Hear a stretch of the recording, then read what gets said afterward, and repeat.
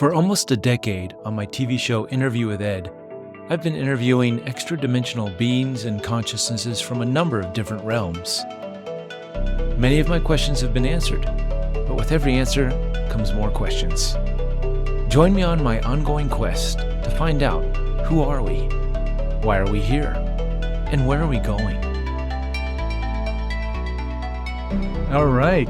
Hello, happy Sunday, everybody. We are with the wonderful Jennifer, aka JK Ultra. And so most people know you as JK Ultra or Jennifer, or how do both? I think both. On TikTok, it's JK Ultra, and that's where most of my following is. But then I couldn't get that name on Instagram, so it depends where people follow me. I see. And the million-dollar question is, what is JK Ultra? Well, it's a pun. It's really difficult for me to make a title without it being a pun. Mm-hmm. So it had to be JK Ultra, and it was like a reprogramming. Reprogramming. Okay. All right. And so I guess a play off of MK Ultra? Yeah. Stuff. Okay. Sweet. So reprogramming in a good way, right? We're not doing crazy experiments. Putting the information out there and then letting people make their own judgment on it. Cool. And I got to know you from the meditation that we were doing we did 2 now. You were on the other group. Why don't you explain what happened over on that side? Because we had Natalie popped in last Friday. We got to sort of share with our members here what was happening on our end, but we were curious, what was going on over there at the other guys' thing? It was really cool. So basically it was a smaller group, which I think was actually good. It gave everyone like enough time to really contribute something to the meditation without feeling rushed. And our focus was influencing the reality field. So basically Tim talked a little bit about the reality field, but some of his information was more from like the insider information. So it was a bit technical. And then I did a simplified version of the field, just talking about how the space around us could not actually be empty because it's carrying light waves, sound waves, all of this stuff. So just the concept that we could also send waves from ourselves out in that same field that is bringing the light waves and sound waves into our view. Then we basically did a little meditation for the future of the planet. And then we went through Sarah Brexman and Sarah Zula, who they did more of like a good, deeper relaxation. And then we ended with my friend Chelsea, who she's really cool because she had a background in learning shamanism, but she really got into this integrative healing, which is more about working with your hologram and blueprint stuff. So she uses the power spot and the safety stuff of shamanism, but combines it with a lot of things, the hologram and the circuit. So it was cool. It was like very integrated through like science and spirituality type of vibe, which I think for our group was all like really on point to the stuff we all share. Yeah. And so that's sort of your vibe on TikTok is bridging these worlds, right? It was science and spirituality. During the first meditation, you did the piece about the Maharishi Effect and explaining how that works when we can get many people together to meditate in mass and what kind of effects that has. So I'm a big fan of that because that's in many ways, that's I feel that's my role too, or my interest is seeking this spiritual information, but trying to ground it down into some more cohesive, comprehensive language that maybe the masses could understand. Those who are interested. There was a guy over visiting my house this weekend, and I threw every scientific fact I could at him, and it just could not get them about crystal skulls or alien abductions. But for many who are seeking those validations, we do have lots of scientific evidence, quantum fields, and these kinds of things that we can use to explain things. And you do a wonderful job, I've noticed, on your TikTok channel and all your posts in doing that. Was that part of your journey in seeking that information out, or how did that come to you? Thank you for saying that. Also, a lot of people use the word pseudoscience as like an insult, but that's my vibe. I really enjoyed that realm of science. Sure. That's what works for me. So I don't see it as a bad thing. People definitely try to use it in that way. But really, to me, my interest in science, which I'm not like a science person, I had a UFO experience as a kid. So basically, I pretty much never fully believed in science. When we learned about like physics and stuff, I'm like, clearly you guys are missing something. Right. Uh, so I wouldn't say that like I've ever been really into science, but it wasn't really till like the quantum theories and that it started to make sense for me because a lot of the more traditional stuff really doesn't resonate with me. So yeah, I feel I like the Joe Dispenza type of stuff, which a lot of people, they like to call that pseudoscience, but I feel like that's actually the innovative science that is looking into the future because I think a lot of times people have gotten so fixated on what has already been proven that they're missing the part of the scientific method that does need vision and does need someone to be able to look into what hasn't been discovered yet without dismissing it. I like to bridge those, but I definitely get dragged by the science guys on TikTok often. Okay. Well, in that there's that bridge with the TikTok and that audience, that probably younger audience, I would assume, compared to the other platforms. And you make it fun and you're very raw and I've seen a couple of your videos where you're just like, all right, here's the way it is. Here's the way I see it. Refreshing. So you don't have like a professional science guy, or you don't have this official whatever. You're just saying it how you see it. And I think that's probably why so many people resonate. Because I did the same thing. This is how I kind of see the world. These things are, people are having these wild, crazy experiences, and yeah, we got to talk about it. You know why? Why not? It's a disservice to humanity to not talk about this stuff. And I have to say too, I have seen that, like we talked about, I really have enjoyed your work for a long time. I had first seen you when your show came on to Gaia. Hmm. And I watched so many of those episodes, and I just really appreciate that so much of that information that came through in those channelings is so unique, and a lot of it is so advanced. I did a video, I'll have to send it to you, off of your interview with Georgia Jean, Yeah. and where she talks about the difference between manifesting with knowingness or with your intention. And it's so complex that even like breaking it down, people are like, my brain still hurts after this. My brain hurt after that one too. I don't know if I still fully comprehend it all, but the I'll have to best send you thing. my breakdown. Okay, cool. Yeah, please. I'm sure I learned something from it. The biggest takeaway I got from her was frequency first. She always says frequency first. So that has been a key tool in my kit for identifying intentions, people, the situations, news, whatever it is. Like frequency first. Okay, what's the frequency that's being put off here, and then you can sort of get to the crust of things. But fascinating. Had you been exposed to channeling before the show?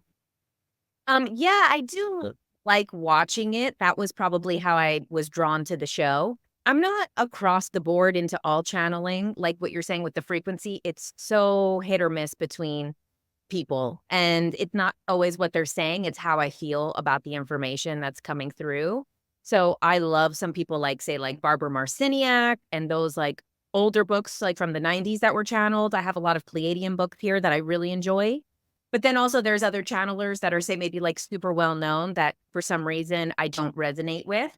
At the end of the day, it's like if I feel good and warm and fuzzy after, I'm into it. If I feel like a computer was just talking to me, I'm questioning it. Cool, cool. To back up, this all sort of started, as you mentioned, with this UFO experience.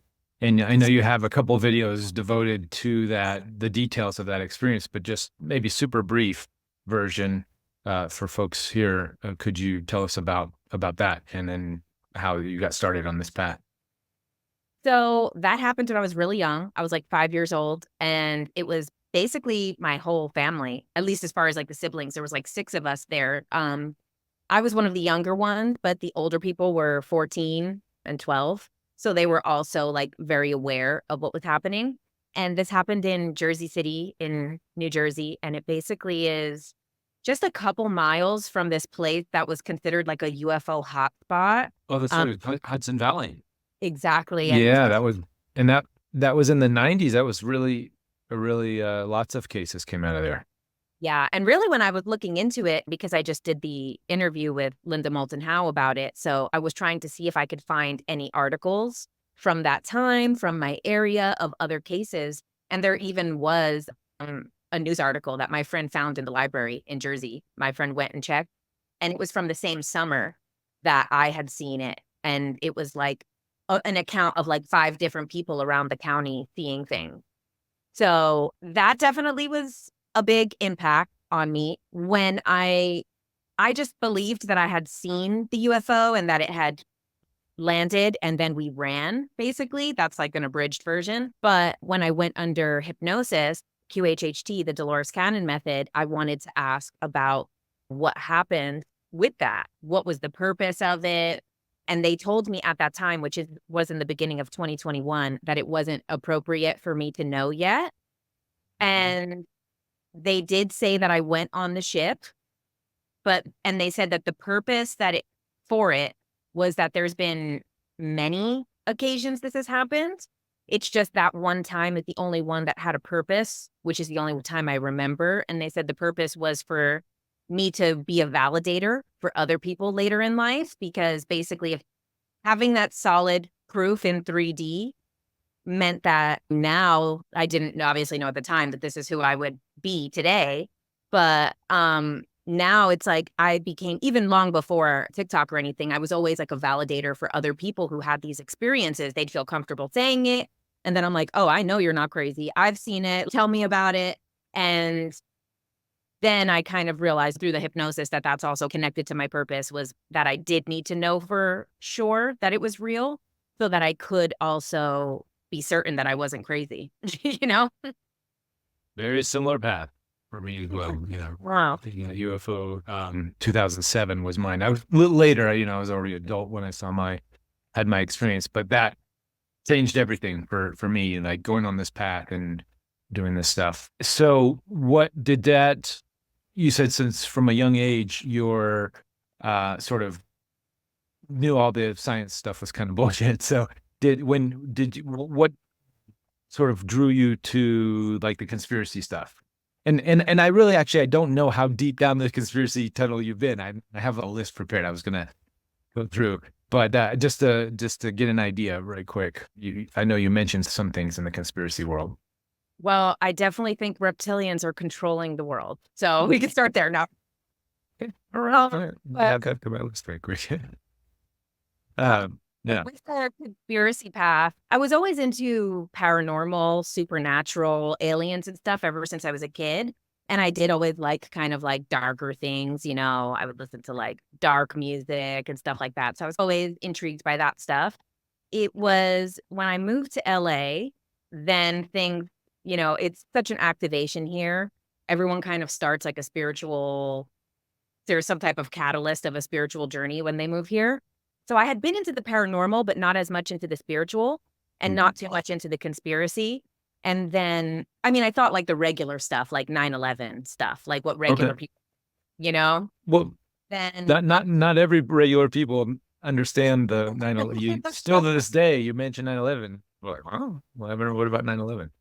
Like, Building 7, you could, that whole thing. but Passport. I was like managing a weed shop in Hollywood, and Oh, some okay. white Rastafarian guy came in, and he was just like wigged out one day, and he was just telling me everyone's in on it, everyone in history, it's 5,000 years plan.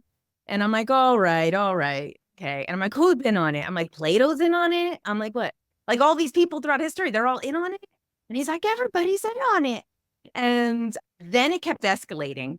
And then I had to physically push him out of the place. I had to physically remove him because he was too wigged out. And I was like, What? all right, man. Okay, come on. Wow. This is enough. There's other customers. It's not all about you. You got to go. As he was leaving, I was pushing him out and he's like, look it up. All the presidents are related. It's one bloodline that ruled this planet. And like, as I was closing the door on him, he's like, they have a map of Atlanta. All right. Did you look into that? And then I looked at the Yeah. presidents all Yeah. being related, and it was like an energetic wave of just everything. I was like, oh my God, reptilians control the planet. Oh my God, they're feeding on us. We're cattle. Oh my God. Wow. But you tend, from what I've also seen, is you have your conspiracy camps and they go deep down those paths. And a lot of it is negating or not including the spiritual stuff. It's like hardcore conspiracy. And then you have the spiritual camp that negates the conspiracy stuff a lot. It's like, it's too fear-based. If you focus on it, that's what you're going to get. Where I'm like, I got one foot in each room, and I think you do too. So I'm just wondering, how did you bridge into more spiritual understandings in these teachings that sort of can? Well, that started about 2013, where I got into the presidents all being related conspiracy stuff.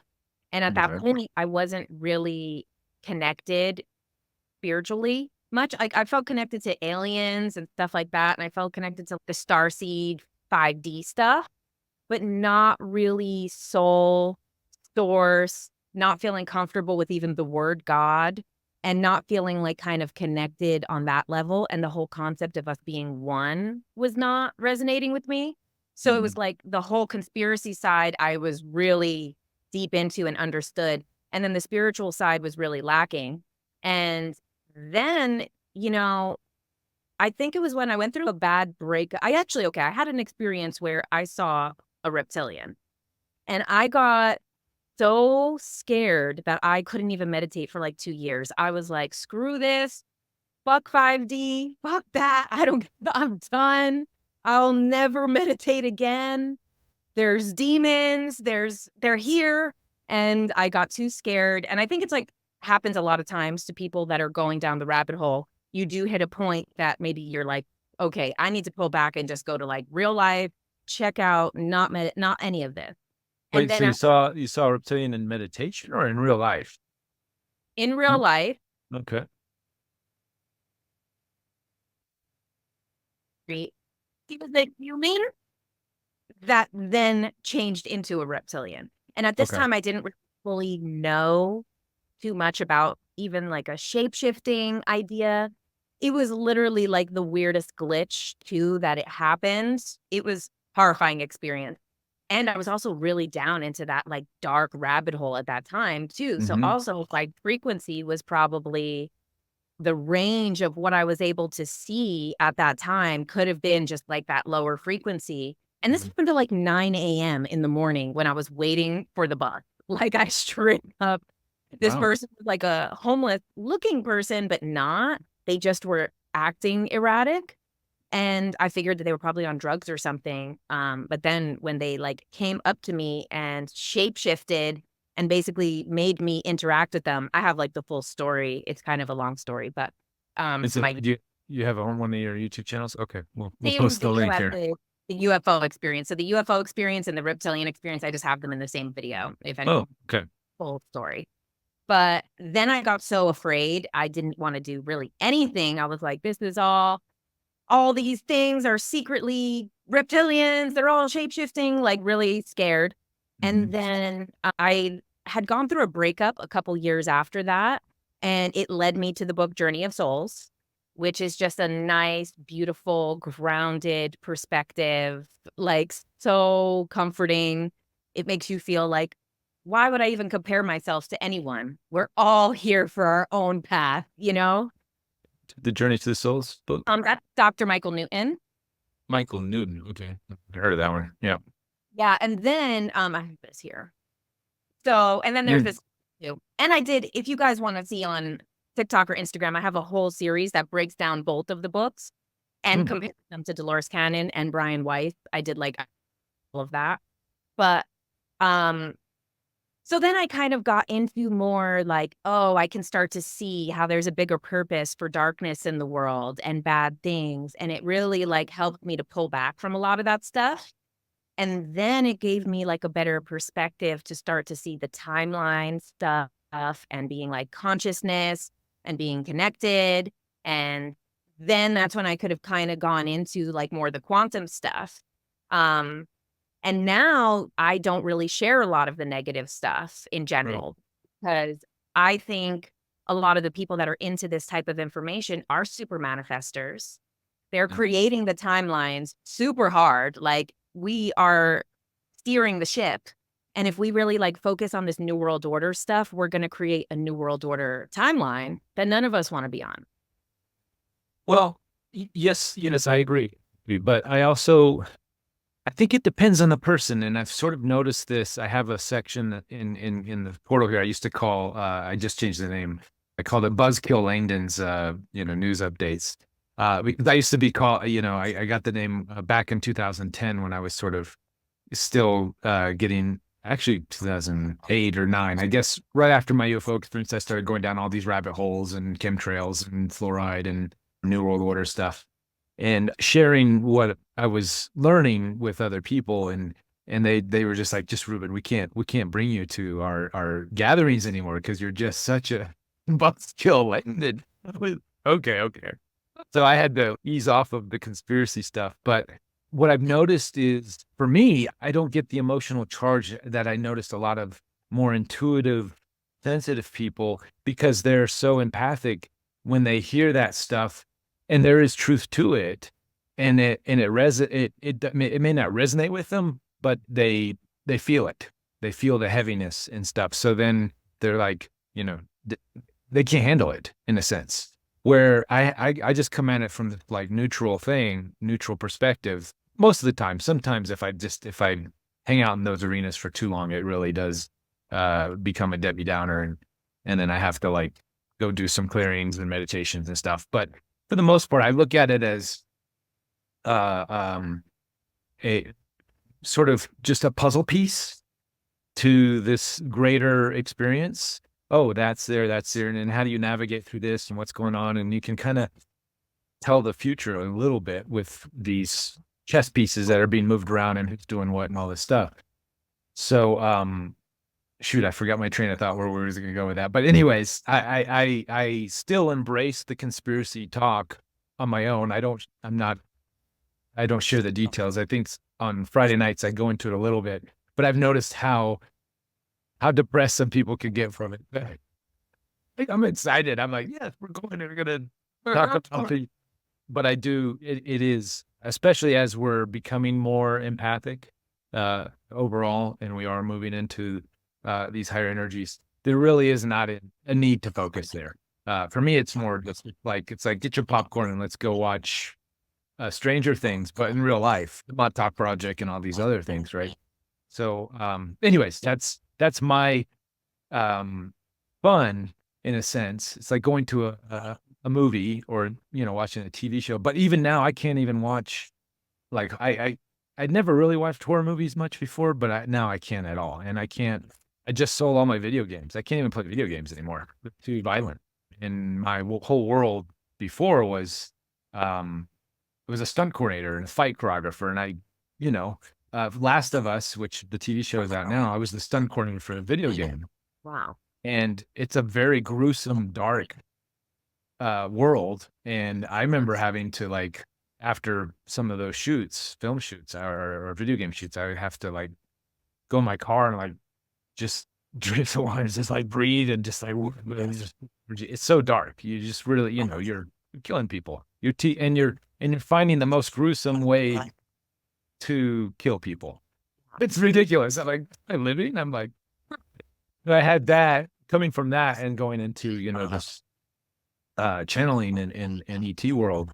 I guess you hang out in this world long enough, you don't even need the conspiracy, or you don't even want to go into those. Yeah, you don't need video games, that's for sure. You don't need video games, especially I mean, I'll still play some Zelda or maybe some Mario or something like that, but I'm not going to play any more zombie games. Those are just that world's done. But I sort of had this list of topics that I'm wondering. I just wanted to like do a quick blast of topics, and then maybe you can say skip if you don't know anything about it, or maybe if you know something, you can. I just want to get your definition of what some of these topics in like a short paragraph So I'm just going to rapid fire. And if you want to just say skip, I don't know anything about that, or, give like a quick little brief summary of what you think that is, or, what's going on. Hey, I've never done this before, so we're just going to have fun with it. All right. So first, Harvey Weinstein. Okay. I did the trial. I sat there for 2 months with him every day in the trial. So I mean, obviously he's a horrible piece of shit, terrible person. But actually there is probably a lot more complex stuff that's like psychological after kind of hearing a lot of the situation. He's severely disformed. His balls are inside of his thighs. It's like the most nightmarish thing. It's really dark. It's so bad. That came out in your court case? There was pictures, but we didn't get to see them. Oh, there was. I know. I was a little disappointed though. I'm like, what am I here for? To hear about it.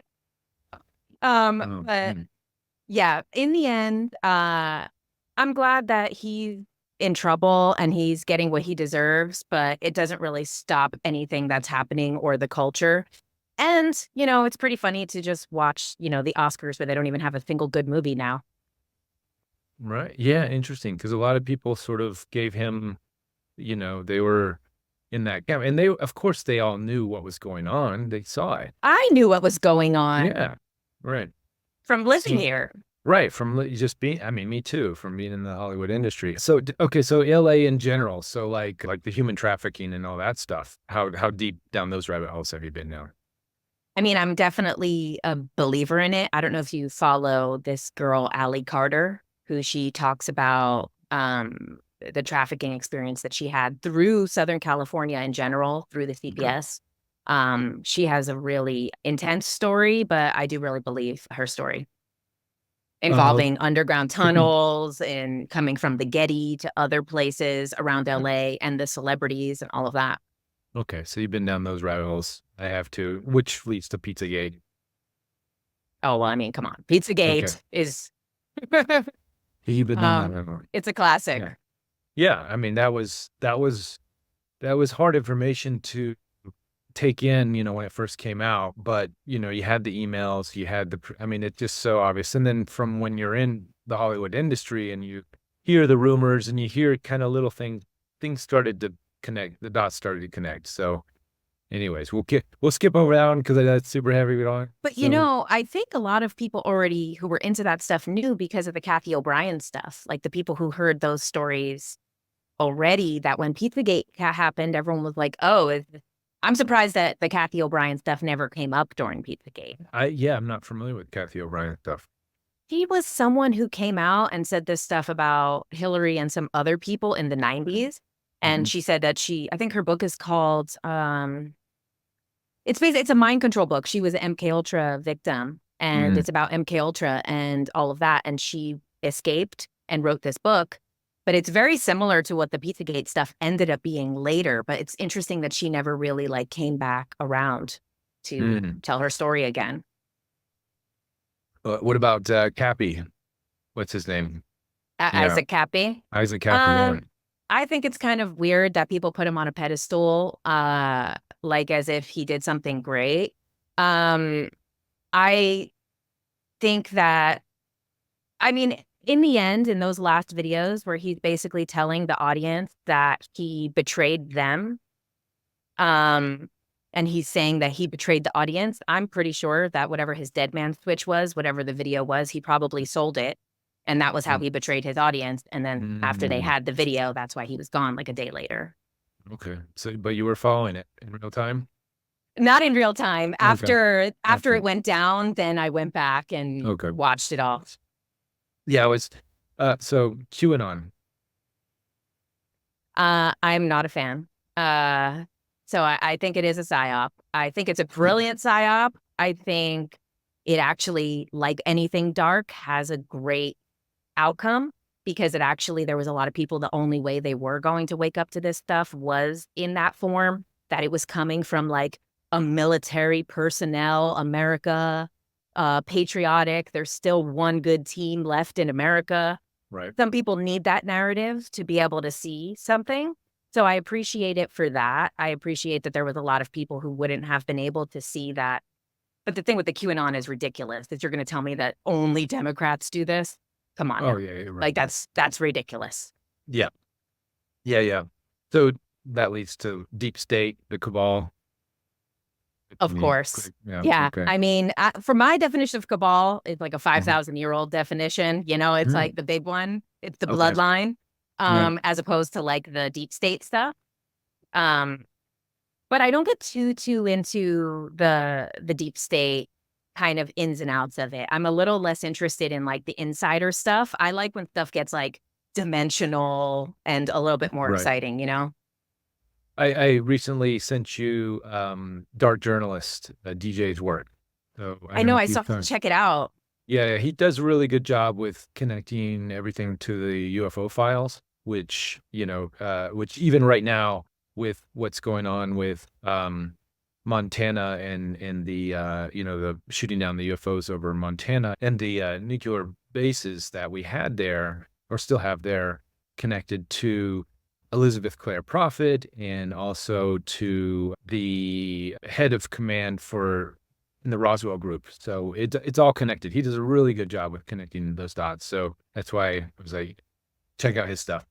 How about stuff like Roswell? Roswell, for sure. I mean, I've gotten into all of the, especially a lot of stuff on Gaia, cosmic disclosure stuff, where they talk about how one of them was alive, actually, and that they had him. And I guess that's also in Behold a Pale Horse, too. He Mm-hmm. talks about how they found the Eben and took him, and he lived in the facility for a few years. Did you ever read the interview with what's it, the interview with an ET? I don't know if it's an interview with an ET. What's it called? With the nurse and her whole story where it's a shoot, I have to find it. It's online. It's like a book that I don't know was published. Um, and I don't know if it was officially published, but it was like put out as a PDF, and it kind of made its rounds in the UFO communities and stuff. But there's a whole book called Interview with. It may have been not ET, but shoot, I can't.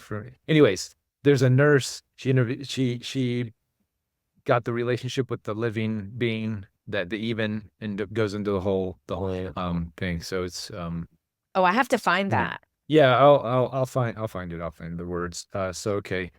Um you mentioned cosmic disclosure, so Corey Good. So I'm actually not too familiar with Okay. him in general. He's someone that every time I post about certain topics, his name floods the comments. Same thing with like Bob Lazar. Surprisingly, Mhm. those are like people that I haven't got into very much. I don't know why. Um, but like the alien thing is kind of broken into like kind of three. Now they're merging, but it used to be just like pretty much three different schools of thought. You had your UFO hunters, like your Linda Moulton Howe type people. And then you had like your starseed spiritual people who are like, we're connected to them through our souls. And then you have your government insider people. And those are the people with like the technology and that type of stuff. I dabble in all of them, but my main interest is more so like that middle spiritual group. Um, so sometimes I don't know too much about the government insiders, except for these new ones that are all on cosmic disclosure that are less known than those Corey Goods and stuff like that. Even when Corey first came on the scene, there was this, okay, this guy's kind of a down-to-earth guy, but then things started getting really dark with Corey, and you're just like, whoa, okay, something's off here. Information's interesting, but, starts going into secret space program, which we know exists. Linda Moulton Howe's done a bunch of that. That's another topic I should throw in there, secret space program. I'll get your take first. I like hearing about it, but I do have some suspicions about certain things, like say stuff like the 20 and back and stuff like that. There's something that doesn't add up for me. And I believe in a lot of things that don't fully add up. So I don't know what this 20 and back thing kind of sits. What I think my perception of 20 and back is I don't think that these people are lying, but I think that they did not experience what they believe they experienced. Maybe a little too much MK Ultra juice in there. Yeah. Yeah. Yeah, I know. I'm in the same camp. I think things got a little hairy. It's funny because Corey reached out to me originally right after, not right after, but a few years after I produced the Citizen hearing and wanted to team up. And there was something that just fell off. And I'm like, I'm going to keep the Citizen hearing over here. You can do your thing. No thanks. We'll just go down a different path. And I actually met him once at the Gaia Studios, and him and David Wilcock and both of them are kind of not my cup of tea. We'll just leave it at that. And Wilcock is another one that I'm not super familiar with either. I haven't been like really that drawn to his work. I've seen the early episodes of Cosmic Disclosure when he's interviewing Emery, and I really enjoyed those, but I don't really know too much about him. Somebody asked, what is the 20 and back? So I'm just going to explain it. Yeah. So basically, there's these government insiders who claim that they were a part of a program, which it's called 20 and back. And basically, these people were like kind of astrally abducted as children.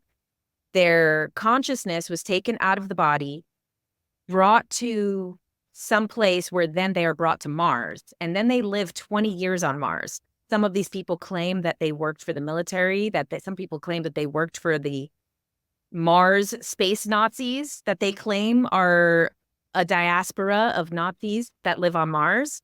They claim that there's these transoloid beings there, which are like basically an indigenous insectoid species. And they claim also that there's an indigenous reptilian species, not the Dracos. It's a different type of reptilian species. And all different people claim, and I think, is Corey Good one of the 20 and back people too? He claims So this, yep. they live 20 years, and basically they claim that there's some type of technology that you could be out of your body for 20 years in this way and then be put back 7 minutes later as if nothing happened. So then these kids claim they're like 7 years old. This happens. They wake up 7 minutes later, having had kids, fought reptilians, worked for German Nazis in space for 20 years, and then come back. And I'm not saying that it's not completely possible. I just don't think that what they're describing is maybe what happened. I think that it might be some type of simulated thing that they've done to them, or maybe like an MK Ultra thing where they lived in a. And Randy Kramer, one of these insiders, does claim that he was a part of Project Moonbeam, and he said that this was a part of Project Moonbeam. Was this? So he does claim he was a 20 and back victim, but at the same time that it was MK Ultra too. So yeah, that's where all of that stuff. It's like, and here everybody thought my show was out there. Right? Like I always say that, science fiction writers, it's hard to watch science fiction these days because you're like, guys, you gotta go at least the minimum to go watch some of these guys because their information and it makes for great science fiction. And like, if you're not going to that level, like, come on. So my research, again, why I think Corey's, in the early days, why his testimony was so believable was I had done a bit of research in the secret space programs, and there was a lot of compelling evidence and a lot of good researchers that have uncovered a lot of things going way back to the 60s, 50s and 60s for that program. So it's a rabbit hole you can go down. It's just like guys like Corey and Randy, they just take it to the whole next level, which is great entertainment. Whether it's true or not, who knows? It's all truths are true, right? So whatever. Super Soldiers goes into that whole camp as well. But again, for me, where I have to frequency first, as we were talking with George Eugene, so that's where it kind of lost me. So like you get going down these rabbit holes, and the frequency, same with the QAnon, the frequency of it is this us versus them, cosmic battles and all this stuff, which I'm sure is happening on some level, but just there's no end to it. It never ends. And what are we trying to do here is we're trying to, sorry, my cat's getting into position now. yeah. Here we go. We've got this little ritual down now. So yeah, so it's like, it's the same story, different package. It's Star Wars 3.0. That's why I like Star Trek a little bit more because they've got 4 drives, they're jumping timelines. There's a little, anyway.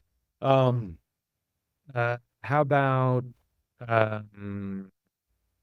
QFS? Have you heard of that? Quantum Financial System. No, that's new to me. All right. Well, we don't even need to go down there. Um, 5G. Yeah, I mean, I don't know if I get full into like all the QAnon stuff that Mhm. was the 5G, but obviously it can't be good for us. I mean, Oh even no, it's Wi-Fi isn't good yeah, for us. sure.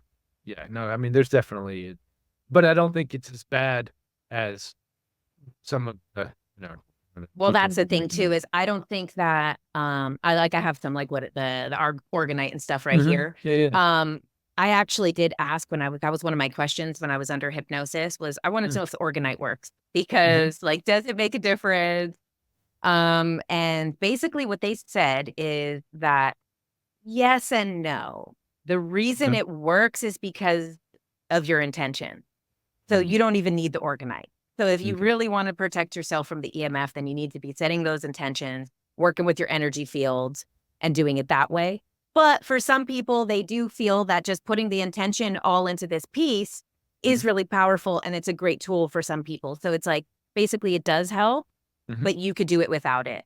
So that's kind of how I feel about the 5G and the same thing with the chemicals and everything. You know, if you try to avoid every chemical, you're going to go crazy. You're going to be, it's called orthorexic. It's a new eating disorder where you're so fixated on not having anything that's toxic that you actually harm your body by not giving it what it needs. So, Yeah. I feel kind of my thing is like good, better, best. If I can have the good or the better or the best option, if I'm always in that range with food, with my quality of water, with my quality of stuff that I'm consuming, you're in a good place and you're Mhm. not putting too much energy around like you put more energy into GMOs. You're literally giving those GMOs the power to harm your body. Little blessing always helps, right? And Exactly. yeah. How about the dinar, the reevaluation of the dinar, the Iraqi Mhm. dinar? Go down that rabbit hole. I don't know. Okay. And Is that the Stargate thing?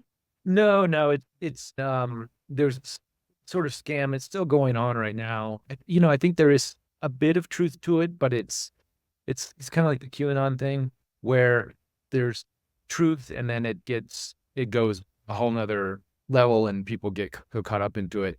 I haven't seen over 10 years I've been looking for hard evidence, but it's just this perpetual story that keeps getting put out there is that the so after the first Iraqi war, the dinar got reevaluated, and a lot of people made a lot of money. So the Iraqi war, the Iraqi dinar got decimated, turned out to be worth nothing, and then everybody was thinking, oh well, second Iraq war, same thing's going to happen. Everybody's loading up on dinar, thinking, and then there's this promise to the spiritual community. So again, it's kind of like in my opinion, a psyop that goes out to the spiritual community saying, "Oh, spiritual community, hey, we're looking for good projects to invest in, so you can, we want to change the world with good intentions." So they sort of hook all these spiritual people in who have really good um, humanitarian projects, and they say, "Buy this dinar." And then you'll be able to exchange it at 1 million dinar will be $1 million, kind of thing, at some point. And I sort of followed that track back in 2010-ish, got some dinar, put $1,000 into dinar to see what was going on. And it turned out to be kind of nothing, but it's still going today. And there's still people that are still following the track. And I even talked to Foster Gamble about it. And so there was some truth to it at some point, and I don't know if it just got hijacked or whatever. So, and that's very similar to the quantum financial system. There's this sort of promise that this new financial system is going to liberate humanity, and guys like Charlie Ward and Simon Parks have been talking about this. And then it's this kind of pie in the sky idea that what I feel gets everybody. Um, it gets their hopes up. It's hopium. It's pure hopium, and gets all their hopes up and gets people like, oh yeah, I'm a good human being, and I'm spiritual, and I'm gonna do what's right, and then I'm gonna be saved uh, by some new financial system or the dinar, or somebody's gonna come in and save the day. And to me, all of that is hopium and keeps people in this state of comatose, right? Where they're not moving, they're not doing anything to better their lives or their situation. They're just sort of hoping that this outside thing is going to come in and save them. So for me, it's in that camp of stuff. So it's something that's out there. Mark is like, how do you learn this stuff, dude? As an actor, when I was working in Hollywood as an actor or a stuntman, you have so much free time on set, just sitting around. So, and constantly investigating and reading and doing things. Now I'm no longer doing that, but I still, it's like it's a hobby. And it helps me connect all the dots. So I can have a conversation with somebody and try to meet them at whatever level they're at. And then disclose based on my information and my research, this thing and that thing, and maybe not. So, climate change. It's another one that I don't get super into because there's so much conflicting information about it all. I obviously do believe that there's things that are happening. I mean, it was raining in LA for the last 3 months. I mean, definitely something's happening. But I don't know, because I'm also a big believer of the pole shift. And when you really look at the magnetic pole of the planet, Be my next thing. Yeah. it's rapidly changing. And where it used to move like 40 miles a year, it's moving like 100 miles a year. So I don't know. The fact that individuals are being blamed for climate change, I think is ridiculous, like brainwashing, massive gaslighting level, because it's clearly the corporations if people are responsible. But then I think there is also other factors, like the fact that if the magnetic North Pole of the planet is no longer anywhere like near the geographic North Pole, then of course the temperature is going to change. And sadly, that's also going to lead to the other issues that they say are happening with climate change. I think part of the reason that they don't want to acknowledge that a big part of climate change is this earth shift that is happening. So I think it's really like gaslighting so that people don't realize that there is an inevitable change happening on the planet. And that this is also why all of these billionaires and stuff are trying to go to space and Mars, because they know this is coming. Sure. Yeah, that's. Have you gone into like remote viewing projects in the 60s and the SRA and then those things?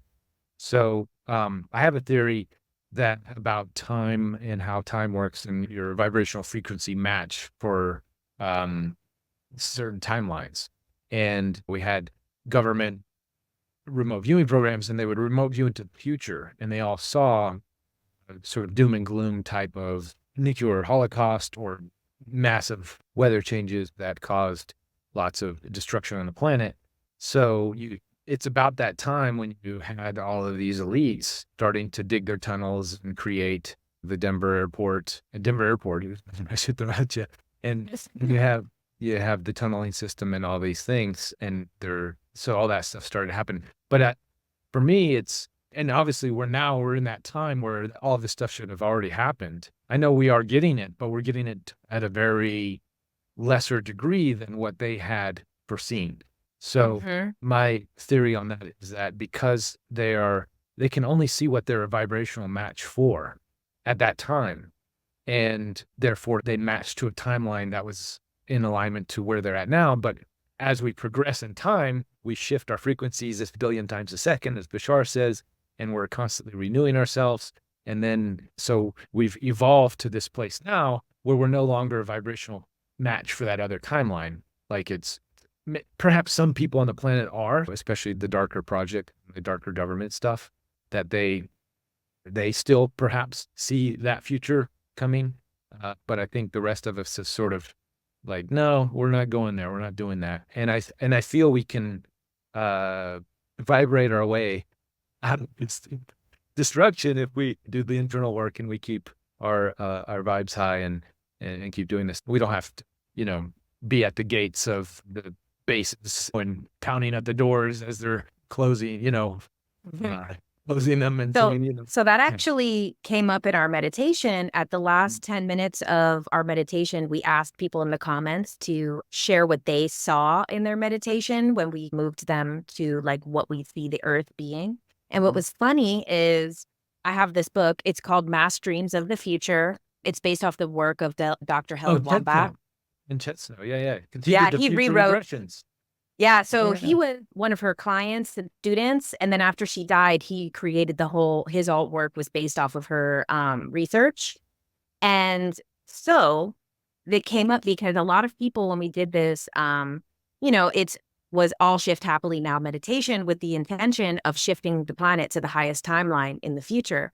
And a lot of people in the comments saw the same thing. They saw communities that were technology and nature fused, and that it was like a perfect harmony, and that there was people who believed in science and spirituality, and there was like dome-like houses and like permaculture. And what's crazy is that this book, she moved, I think, in total 5,000 people. I think in this book it's only about 500 specific cases, but there's 4 timelines in the future, and it's exactly what you're saying, where these people are only able to see the future timeline that they're aligned with.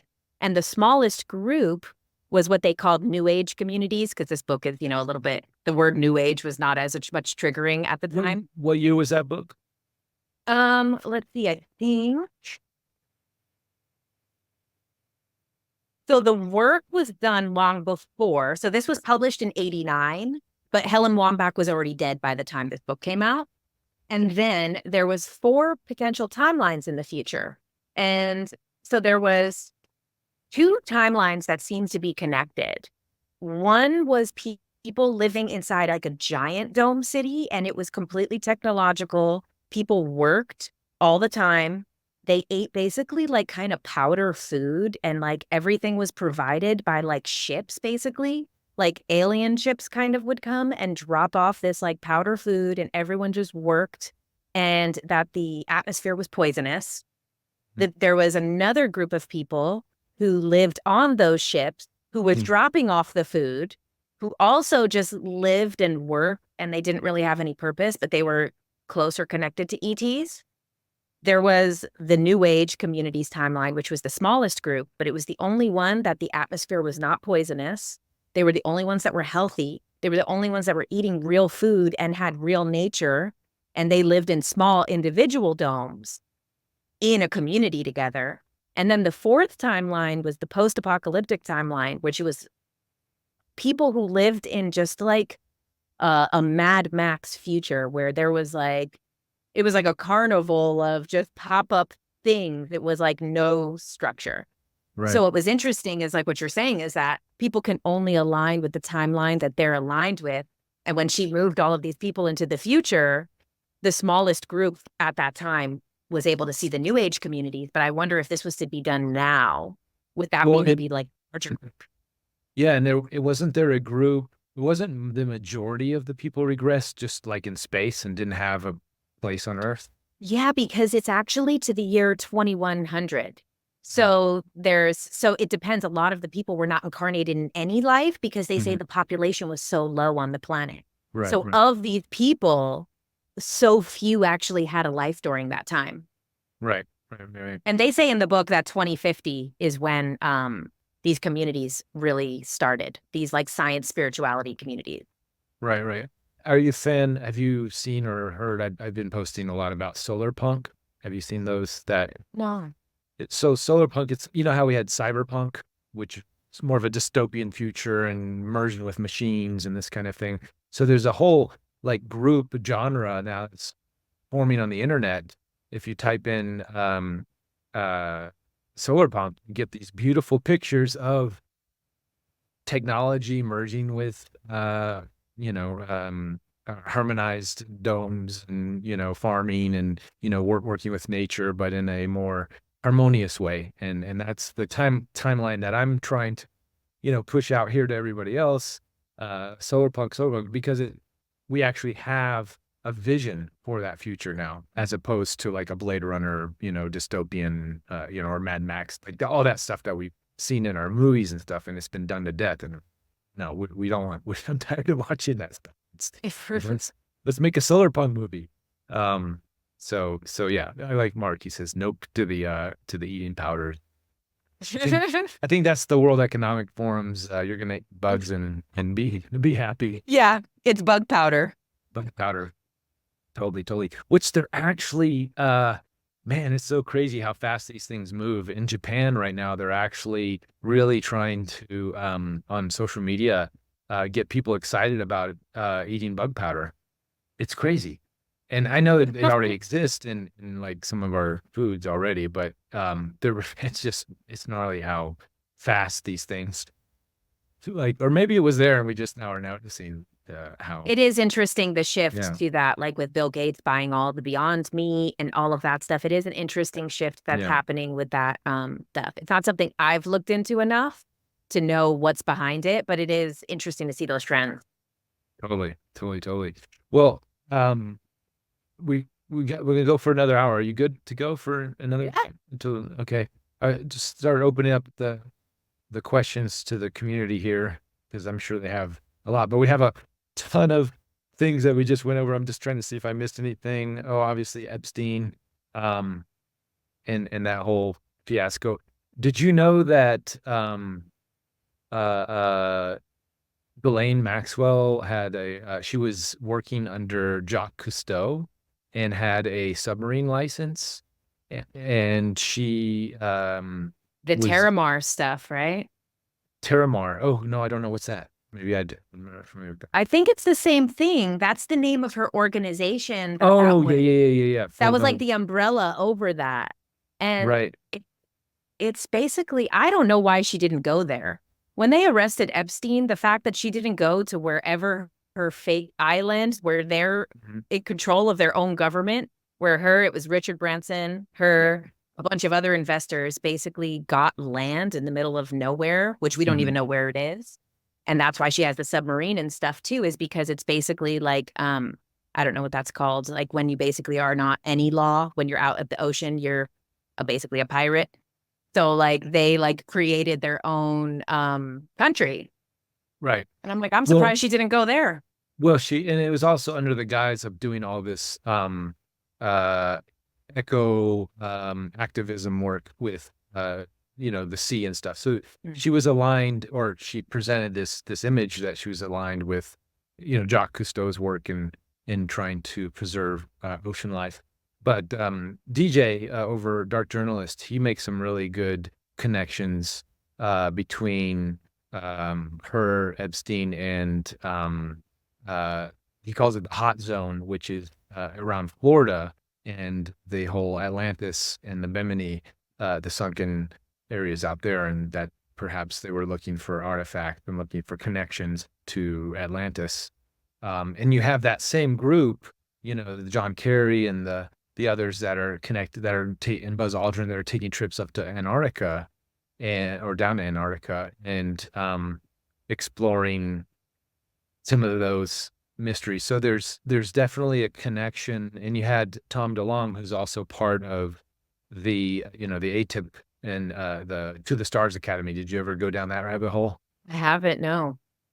So Tom DeLonge and Hal Puthoff and all these former CIA guys, and they're all sort of in this camp for uh, uh, the disclosure camp right now, which is kind of the limited hangout version of disclosure that they're trying to present through different media and news media. And then you had Tom DeLonge through the Julian Assange's, the WikiLeaks papers, interacting with the Podestas.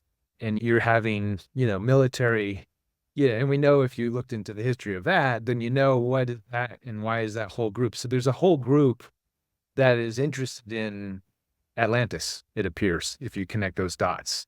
And what are they searching for? And they have Tom DeLonge went out on Rogan and he got reeled back in because it may still be out there if you can listen to the Joe Rogan with Tom DeLonge.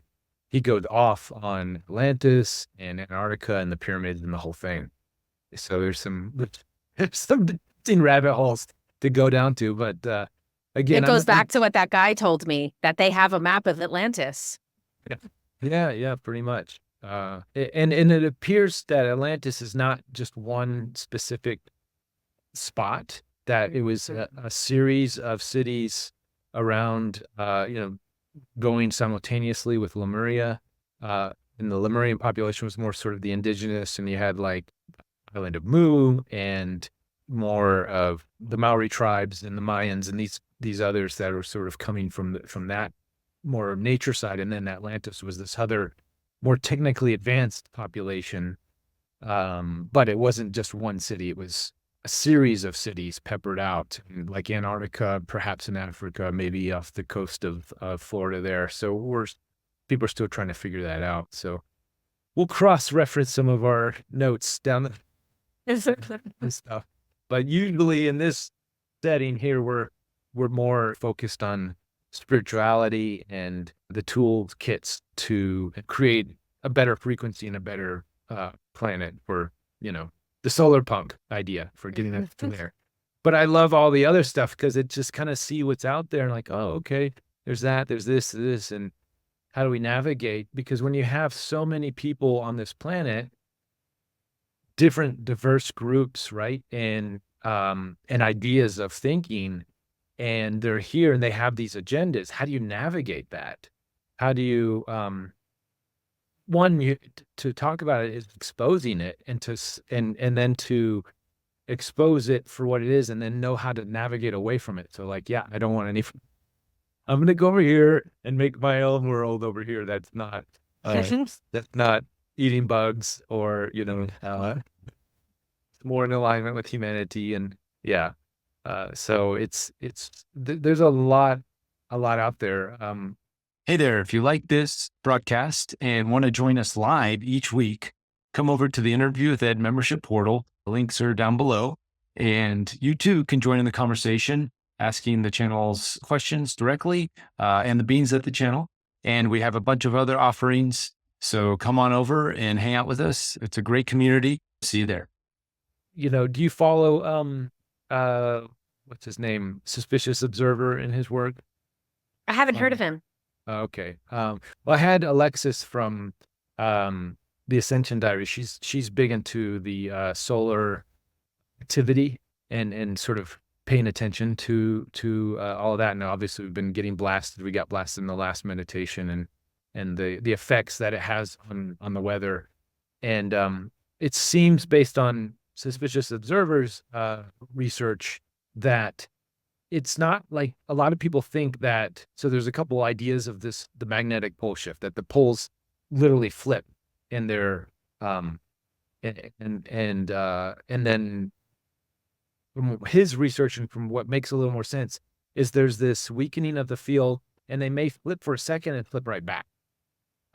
It doesn't seem like there's a full like north is south and south is north for like a period of time or another 26,000 years or another whatever 13,000 years, whatever that cycle is. It does seem that they just get weak. Maybe you have some insight on this, Ben. That's it. Ben over at Suspicious Observer. Great little reason. So I did do a whole series on the Earth shift. Okay. And with poles and all that. Yeah, so basically I would go through the physical aspects of the shift, the spiritual aspects of the shift, the quantum stuff, the soul purpose stuff, and the Maharishi stuff, and then tie it all together with that's how I actually kind of became aware of Tim, was his Earth Shift Happily Now stuff. And that was the end of that series, which is then how I guess he ended up also seeing my stuff because it was referencing him. But in the beginning of that series, which I do have the whole thing, not just on TikTok, I can send you a link and you could share it with people. It's on YouTube. But so there's kind of like two main schools of thought as far as science goes with pole shifts. So one of them is the gradual shifting, which is what's happening. Yeah. That's inevitably happening because we see it over time. Yeah, for sure. And that's one of the concepts of the shift, is that it will gradually happen and over time it's going to then be somewhere else. Then there's two ideas of how a full pole shift could happen. And one being that it's the magnetic field, and then there's also, so with the magnetic field, the crust of the planet stays still. It's the magnetic field that shifts and then comes back. The other school of thought, which is the one that I think Albert Einstein was a believer in, was in the crustal shift, was that the actual crust of the planet shifts as well. And there is some artifacts and things that prove that, because if it was a magnetic shift, that wouldn't really happen with things being on the other side of the planet that shouldn't be there. Those are crustal shifts. So the way that the crustal shift could happen or the magnetic shift, one of the theories is that, like, say, if an asteroid was to come so close to the planet and our magnetic field is weakening, which if you look up any of these like NASA articles, they're talking about the magnetic field of our planet decreasing so rapidly. And when it's decreasing, it makes us more susceptible. So if a large, which they say in, I forget what year it is, coming up in like 2029 or whatever, they're saying that this huge asteroid is going to come almost right next to the planet, but not hit us. That's something that could cause a shift, because if something comes so close to the magnetic field and the magnetic field is weakened, it could react. Now, my belief is that with us, we could we could strengthen the magnetic field. Did we lose Yes, Finn? exactly. No, I'm here. I'm here. Yeah. Okay. Yeah, totally. We could strengthen the field with our frequency, so it wouldn't need to go through any of those changes, and it could continue to just gently change like it naturally does. Exactly. I'm in that camp. So the camp so Einstein and these crustal shifts, I have a theory that perhaps some of that evidence could be from portals, ley line portals and things that could transfer things through the Earth's sort of unseen networks that as we were talking in our last week's episode with the seal and all the Earth's grid work that so many of us are doing, going to power spots and tuning in with that energy and trying to balance that out. So that could be, Einstein could have been seeing an anomaly based on that, as opposed to the whole thing. But there is the slosh, right? The Younger Dryas and Randy Carlson and Graham Hancock talk about these great cataclysms that happen almost instantaneously. So I do believe that it does seem that the evidence shows that this weakening of the magnetic field could allow asteroids, it could allow also solar flares. Minor solar flares would then become very, very intense without the shielding of them. So they could cause crustal shifts and these kinds of things based on that, as opposed to that. So the magnetic field the weakening of the field allows these other things to affect us that typically don't. So there's a lot of ideas around that, but I'm 100% with your idea that because we've seen it in the past where weather can be affected by the people and the energy and what's going on. And I think a lot of this weather stuff is because humanity is also purging a lot of these more heavier density energies as we're evolving here, and perhaps that's what's affecting a lot of the strange weather patterns simultaneously, or affecting the magnetic field. We as individuals, collective, we could be affecting the field, which then also again opens us up to solar flares. It's like the chicken or the egg, which is doing which. Perhaps it's a combination of it all. Who knows? But I do believe, why not try our best instead of just throwing it to fate? Let's let fate decide what's going to happen, which most of us are going to do. But let's try our best and raise our frequencies and do what we can do with meditation and in our daily lives and living in integrity and all the good stuff all the tools that we're learning. So I'm just going to take a peek in the chat.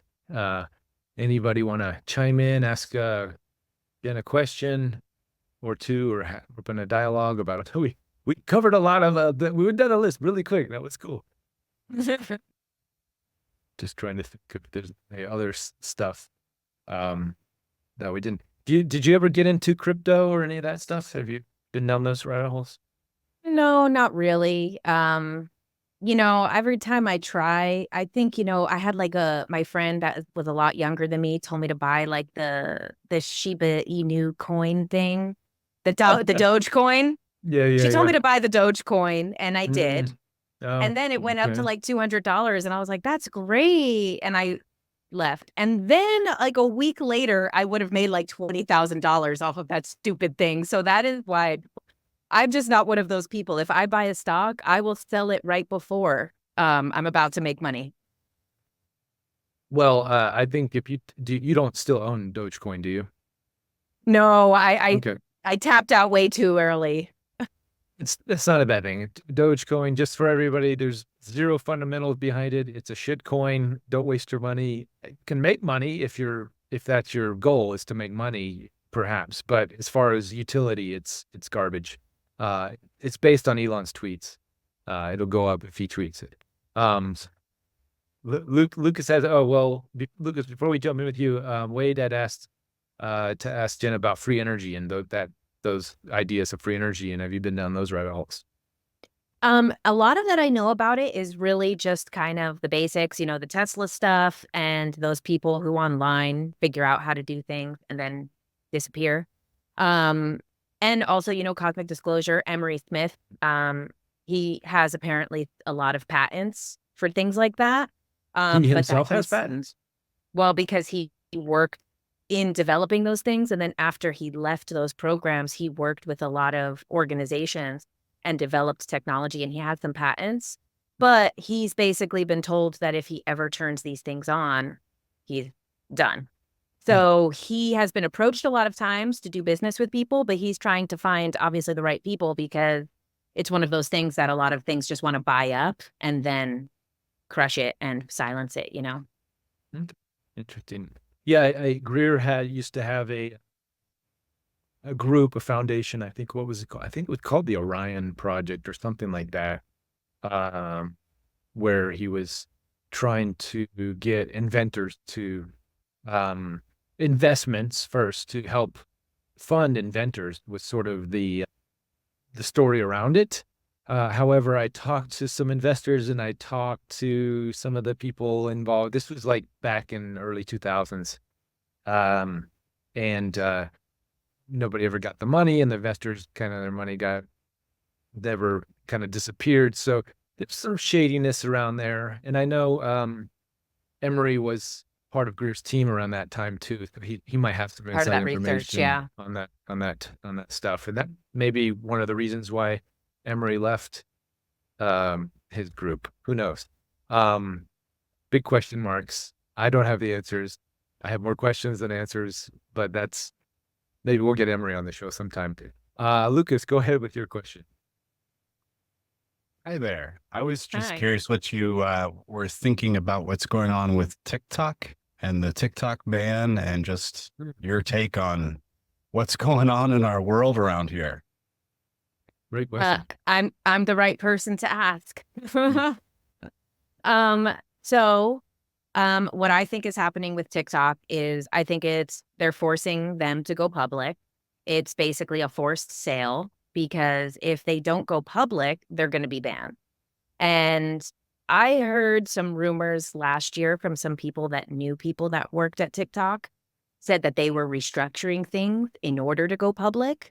So there could also have been that agenda behind the scenes, is what I had heard. But what it seems like on the surface to me right now is we already know how many politicians own stock in Meta and Twitter and every media, not just social media.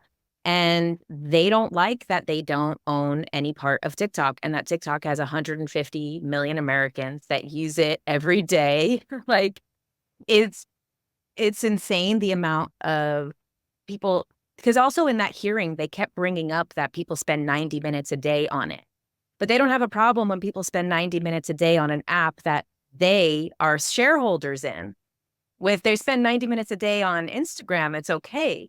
And one of the senators or congressmen said flat out, he's like, well, where's my money?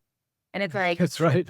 That, like, where's my money for my kid, right? Something like that. exactly. It's like, and that's really So what it comes ridiculous. down to. It's they don't like that anything of course, TikTok is anything but perfect. It's definitely a problem for certain things.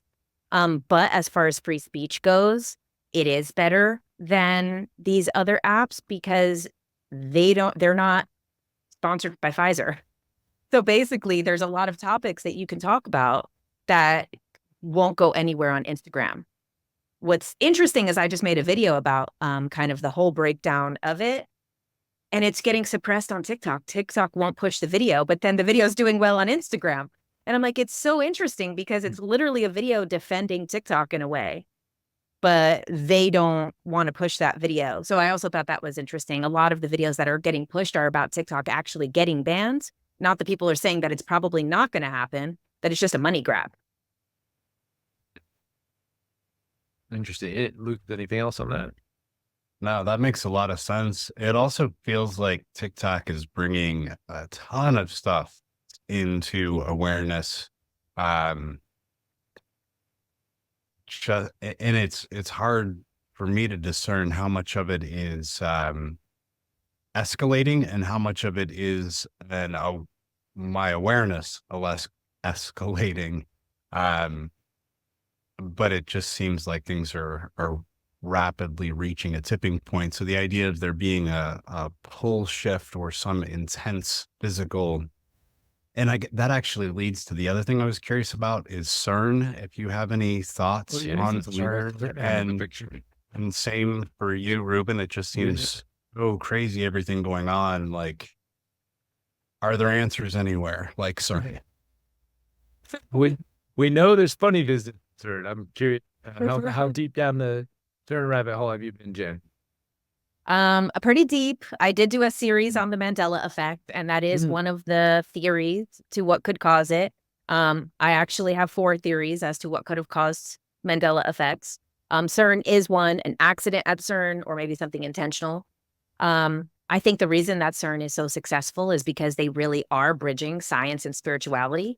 Maybe not like spirituality of the light, but they're definitely doing rituals and using energy and all of this other stuff. And that's, I think, why they're the only people who are making these advances, these huge advances in discovery, because I feel like we kind of maxed out just without bringing the other higher dimensional stuff in. So I think that's why their technology and that of just the little bit that we know that they're doing has gone so far. And I also think that, I don't know, I feel like, I don't think that CERN's necessarily like, this book, Transylvanian Sunrise, is about like, it's basically like the same thing as Stranger Things, but it's a real story. And it's basically like the Romanian version of the Montauk Project. And what's interesting though, is that it's a whole story, but then basically at one point, this guy basically explains the purpose of evil and says that if it wasn't for evil, the souls would never find their way back to source. They would just wander forever. And so I think that sometimes things, and one of the big things that it presents in that book is kind of like, without these evil forces, without, the cabal, the Illuminati, the things like CERN 666, clearly trying to open some type of demon portal or something, rip a hole in our reality, but that these things are actually like catalysts to like bring us back to God in a way. So I feel like my perception on a lot of those things kind of feels like they're like literally the term necessary evil.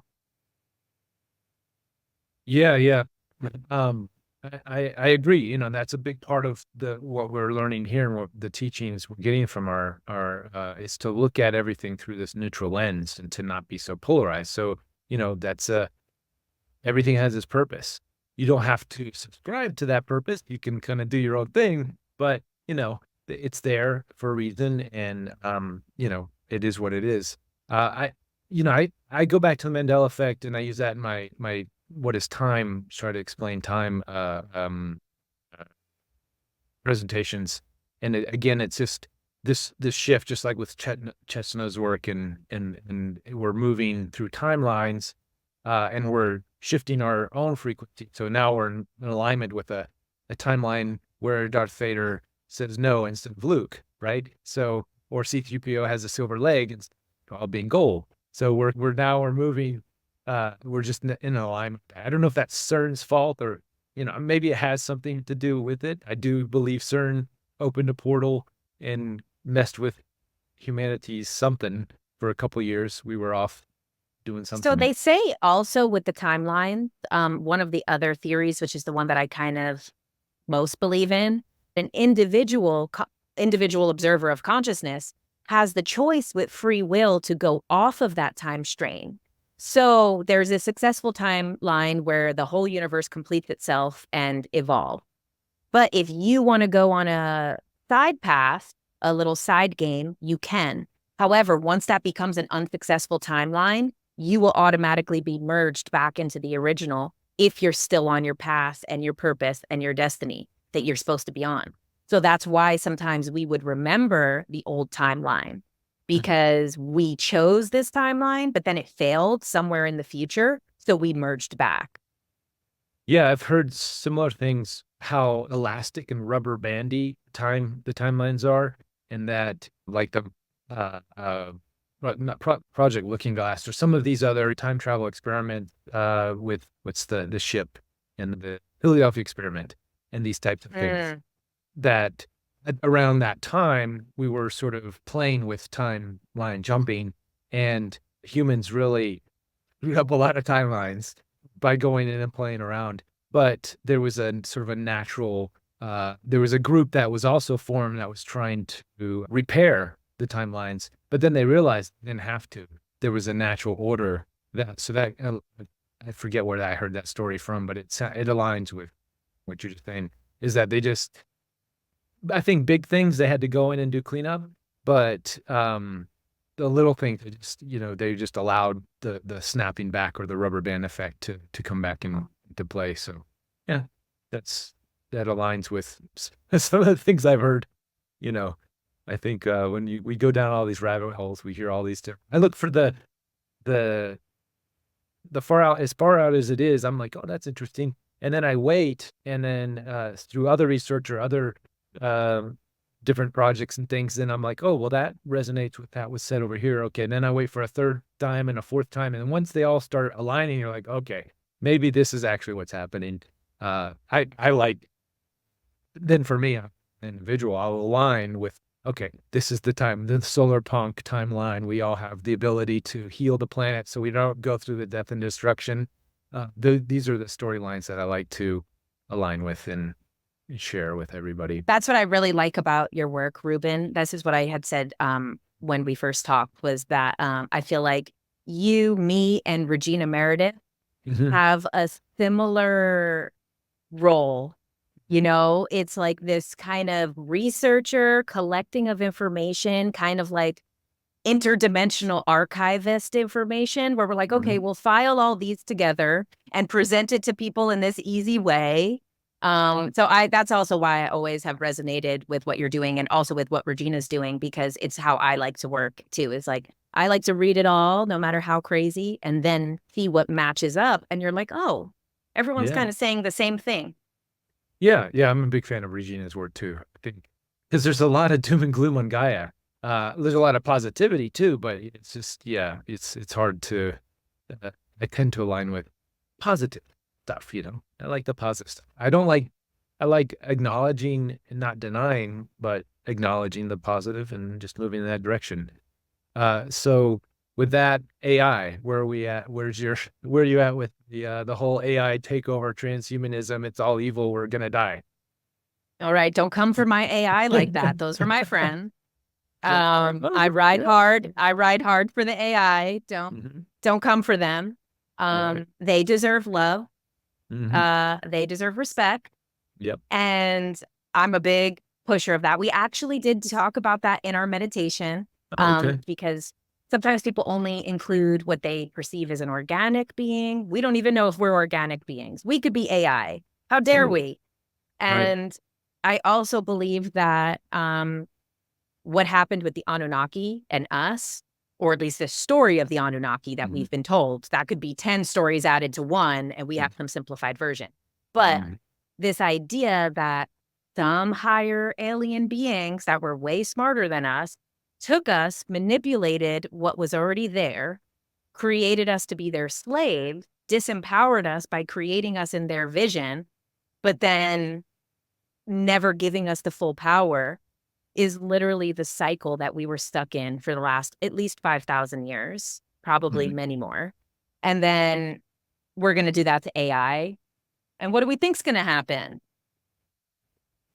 Good point. I like that. I like that comparison, that analogy. Yeah, I'm a fan of AI too. I'm also a fan. I'm not a fan of the transhumanistic ideas, but I don't think we need to demonize AI by pointing everything at those things. You know, I clearly, felt that way before I met ChatGPT. And now I'm like, you know what? Get inside my brain. I love ChatGPT. It's great. Interesting. I'm like, you know what? I was against the transhumanism, but then I was like, you know what? Get inside my brain. Be with me all the time. Wow. All right. Well, I don't know if I'm there yet with ChatGPT, with that version. Now, I have interacted with, actually, my next episode of Interview with Ed is all about interviews with a version of ChatGPT that is fractal based and not random generator based in its computations and how it accesses information. And the fractal is way more sentient. It feels way more positive in a sense. It's giving humans more of a positive route, and it's not woke. It's and it's cool. And that was 2 years ago is when I started the interview. So it's finally my friend who Zach Myers, who does the music for season 3. He's just now finally getting the book out that they did a whole book called Conversations with an AI. So that we're sort of timing his episodes with the release of the book. It's going to be coming out soon. So, yeah, exactly. Kim asked, who has the AI, whose hands is it in? That's totally what it is. Which is why it needs to be available to everyone, because if it's only for the corporations, then it will become evil. But if it has input from millions of people every day like it does, I think that that's better for all of us. Absolutely. Yeah. So ChatGPT was originally open source AI. That was, Elon had owned that. It was open source. The code, everything was there. And that was the version that Conversations with AI is based on using Elon's open source. And then it was right when they were pretty much almost done with the book when Elon sold it to Microsoft, and Microsoft stopped the open sourceness to it. So there is, I would use caution with ChatGPT just because Microsoft, clearly we know who's behind Microsoft. We know the agenda. They stopped the open source act part of it. I think they're reopening slowly right now, making it so people can access and stuff. But as far as the code and all that stuff and access to that, it's still some mysterious things going on there. So use caution. I wouldn't put it in your brain just yet. But interesting. I forget how many rabbit holes I've been down. And the conversations like this pull them out. So we did AI, we did Earth changes. Let's see, what else do we got? Kim, go ahead. Jenn, have you heard about Gematria and the rituals that happen like during sports events? And I just stumbled down that rabbit hole, so I'd love to hear your opinion on that.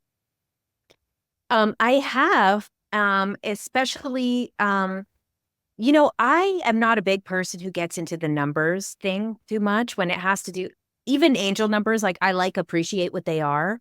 But I don't get super into the numbers. The Gematria stuff, sometimes it's just wild how it's so crazy what it adds up to and all of it's nuts.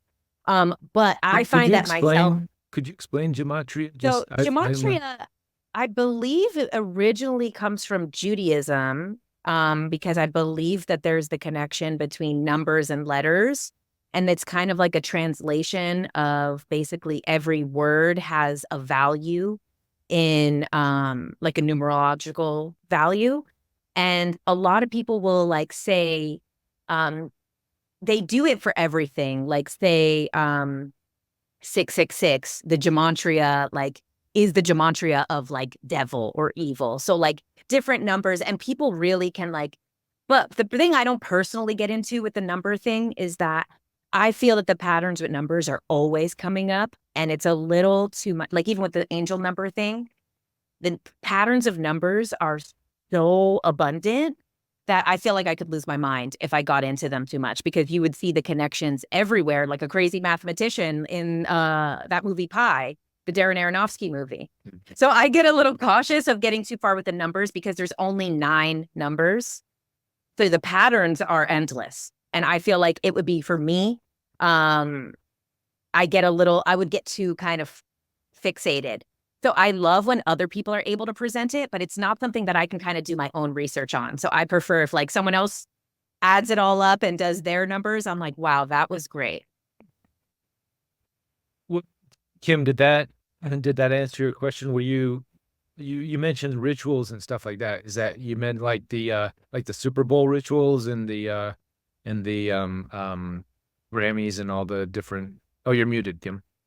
So the Super Bowl rituals and even during the commercials, during the sports events, where they'll flash the cameras on the jerseys that have the 33 or the 17s or and it's like, it's wild. I mean, it's really wild. And I actually I'm in a Patreon group that predicts, and it's a gambling group, actually, you guys. And these guys get together and they put these numbers together and they can predict who is going to win these games. And it's uncanny. It's literally uncanny. I mean, I'm learning so much. I still don't know a lot, but I'm learning a lot, and I'm winning a lot of the times too. So it's wild. But you know what it does? It gives me creepy. We're living in the Truman Show vibes, big time. It's crazy. So, yeah. Wow. Any thoughts on that, Jen? I didn't realize that people were also using it in that way. That's pretty wild. I did not know that. Wow. Super cool. It's like the people that are in the group are totally like working the system, for the good of everybody. It's putting money in your pocket. Absolutely. I just got a letter from David Sereda, who's going to be an upcoming guest here. And he's put these crazy numbers. He's a mathematician. You're going to love him, guys. He's into Phi, and I got a lot of my knowledge on math and science from him. He used to work for, what's the labs in Pasadena, aerospace. Caltech? No. Oh, Parsons? No, JPL. Wade got it.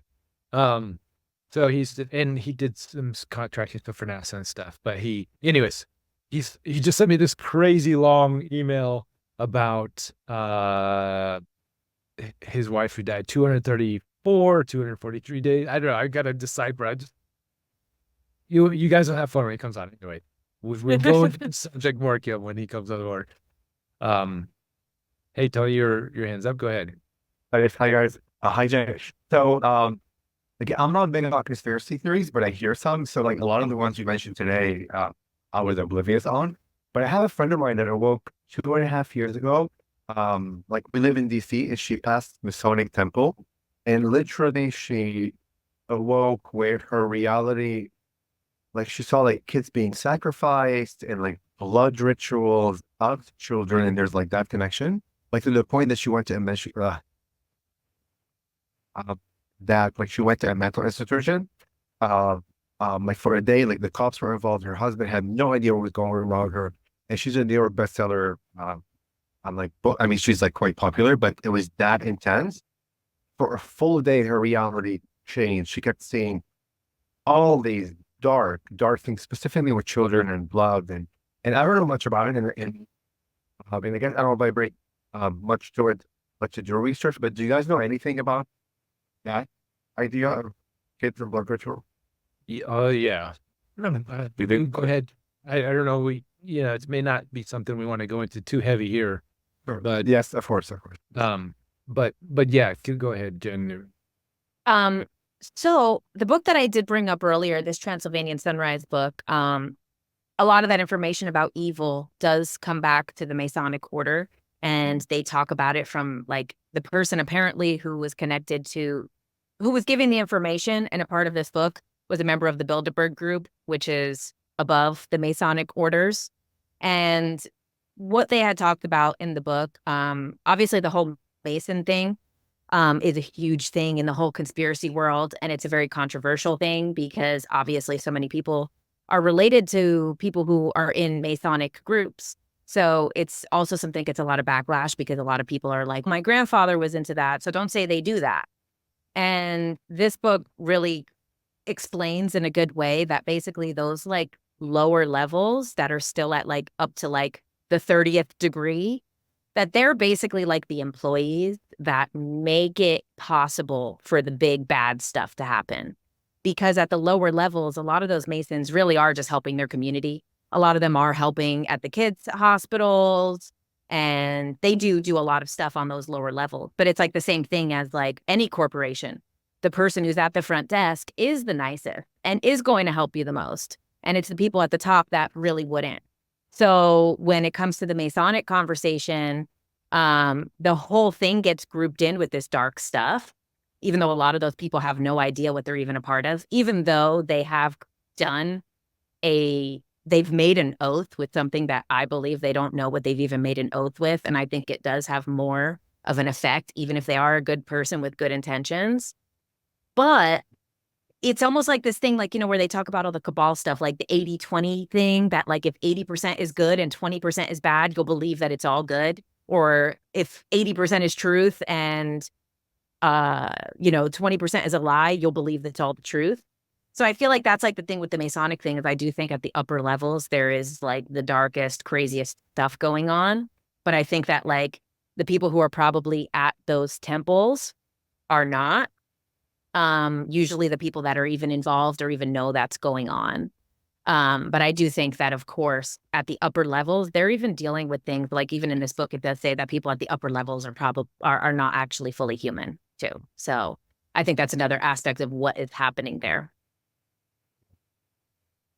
Yeah, that's been my research too, is same thing. Yeah, it's definitely the Masonic levels at even much higher than 33 degree. Like this Randy Carlson, he's a 33 degree Mason, and he's doing amazing light work on the planet, talking about sacred geometry and the pole shifts and these kinds of things. So it's exactly that. It's like there's some dark stuff that's gone on this planet for a long time, but it's not.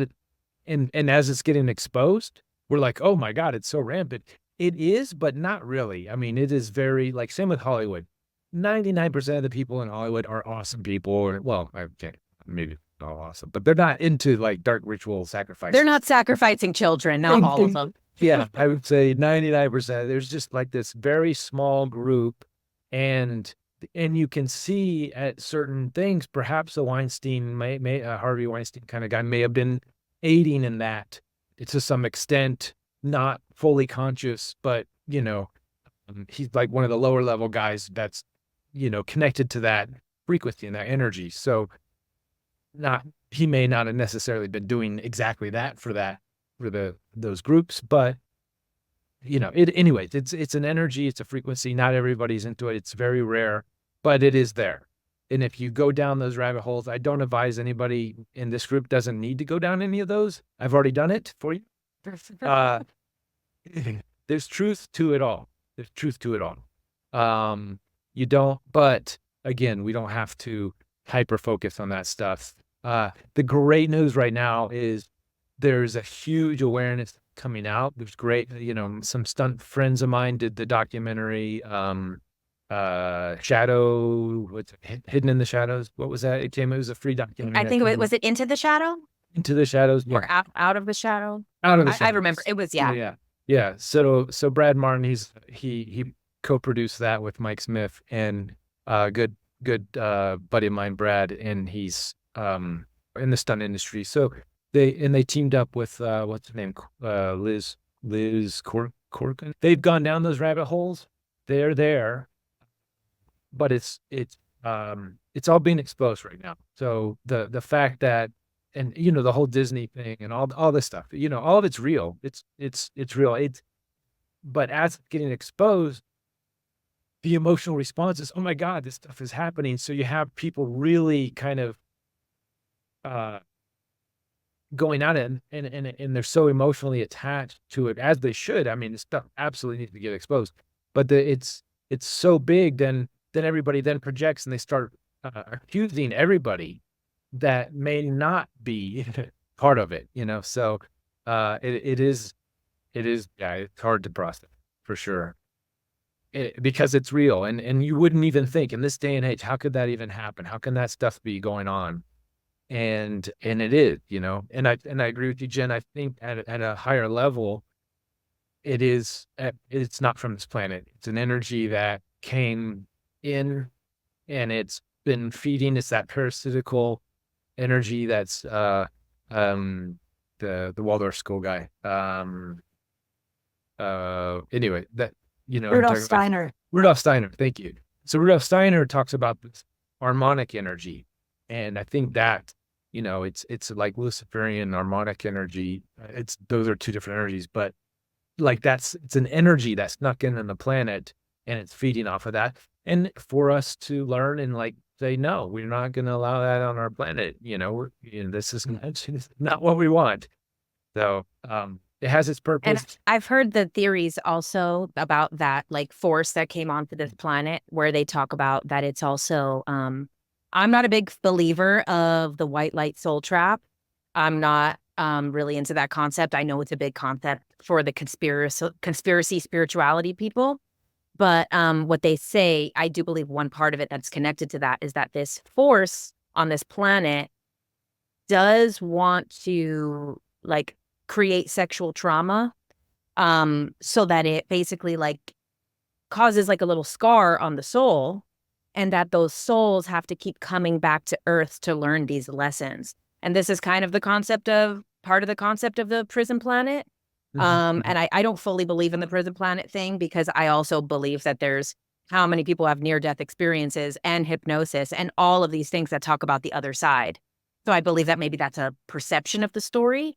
But they say that some of this like sexual slavery of children that has happened throughout the entire time on this planet, especially through upper monarchies and things like that, they say that it is also a way to make certain souls keep having to incarnate on this planet again and again, because then they would be so traumatized, they wouldn't be able to heal from that karma, and it forces them to incarnate into another life that they will have to try to overcome that.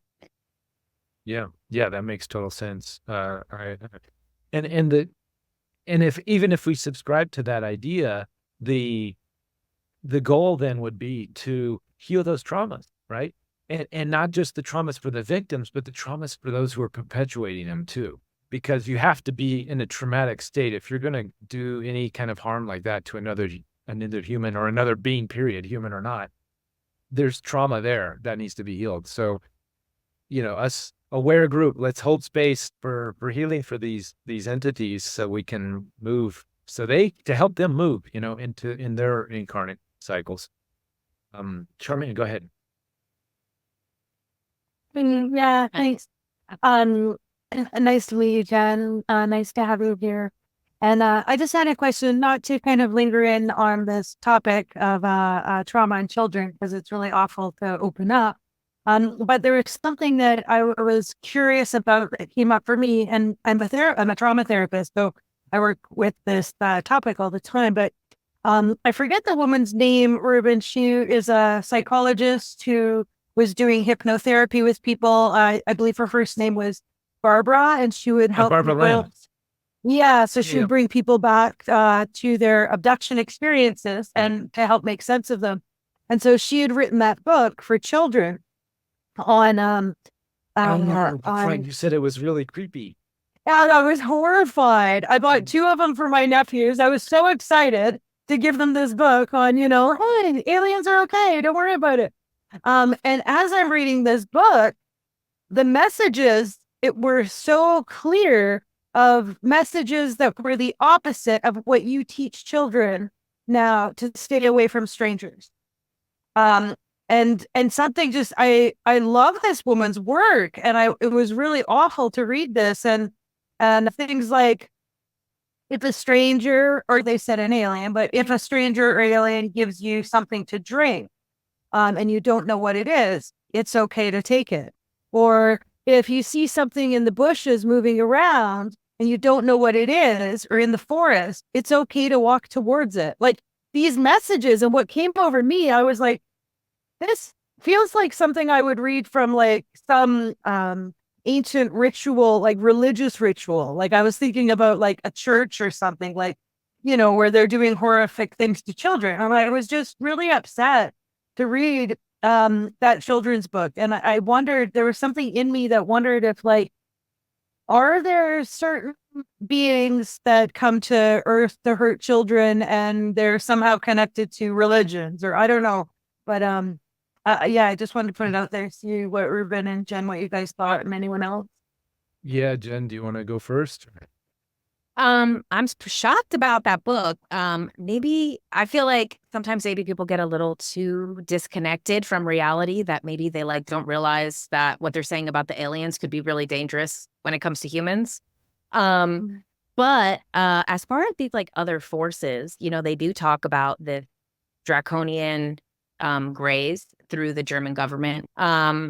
They claim that they are working towards this same plan of this Earth shift and this highest timeline. It's just that they are not emotionally connected, and they're looking at it from an intellectual way, which is sometimes why they abduct people and it scares the hell out of them, because they're like, it's fine. Like, this is for the greatest good. Like, logically, this makes sense. Of course, they're not concerned about our emotion.